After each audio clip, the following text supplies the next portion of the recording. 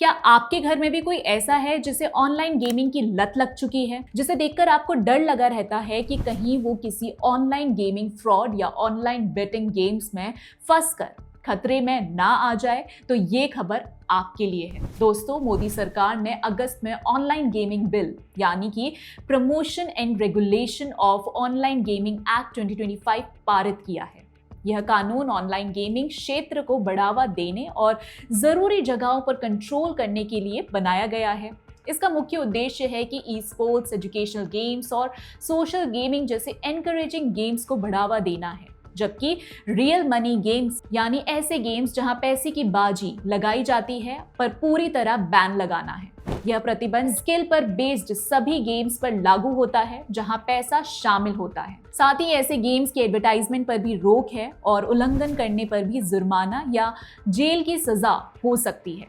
इस कानून से सरकार का प्रयास है कि गेमिंग को एक क्रिएटिव एंड सेफ एक्टिविटी बनाया जाए। दोस्तों, यह बिल इसीलिए जरूरी है क्योंकि ऑनलाइन गेमिंग में पैसे का शामिल होना कई जोखिम पैदा करता है।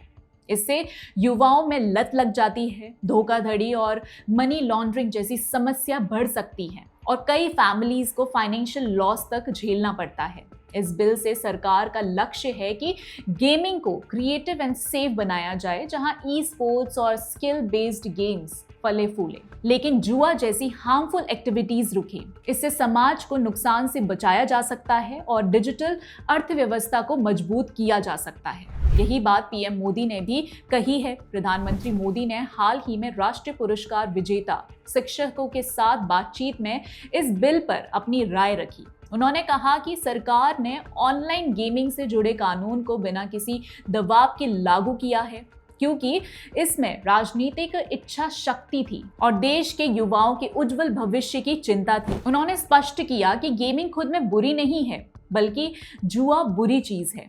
उन्होंने उदाहरण दिए कि कैसे ऑनलाइन गेम्स में पैसे लगाने से लोग कर्जदार हो जाते हैं, परिवार तबाह हो जाते हैं और यहाँ तक कि आत्महत्या जैसी घटनाएं होती हैं।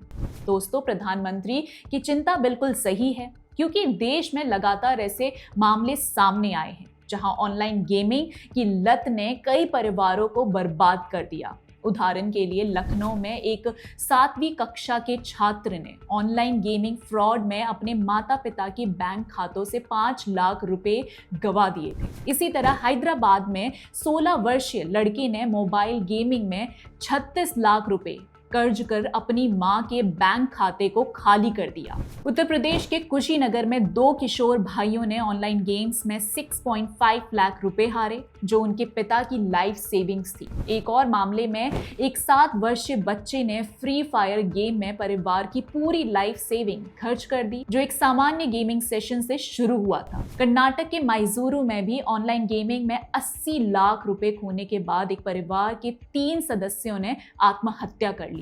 बिदर में 25 वर्षीय युवक ने ऑनलाइन जुआ में 1.5 लाख रुपए गंवाने के बाद खुद को आग लगा दी थी। ये तो महज कुछ ही केसेस हैं जो ये दिखाने के लिए काफी हैं कि कैसे ऑनलाइन मनी गेम्स का एडिक्शन आर्थिक नुकसान तो पहुंचाता ही है, साथ ही किसी की जान भी ले सकता है। मोदी सरकार ने ऑनलाइन गेमिंग में बढ़ते addiction, economic losses and social problems को समय रहते पहचाना भी है और तेजी से कानून लाकर promotion and regulation of online gaming act 2025 को पारित किया है। इससे रियल मनी गेमिंग पर रोक लगाकर समस्या का समाधान निकाला जाएगा, जबकि सकारात्मक गेमिंग को बढ़ावा मिलेगा। आपकी इस बिल पर क्या राय है, हमें कमेंट बॉक्स में जरूर बताएं और वीडियो पसंद आई हो तो लाइक, शेयर और चैनल को सब्सक्राइब करना ना भूलें।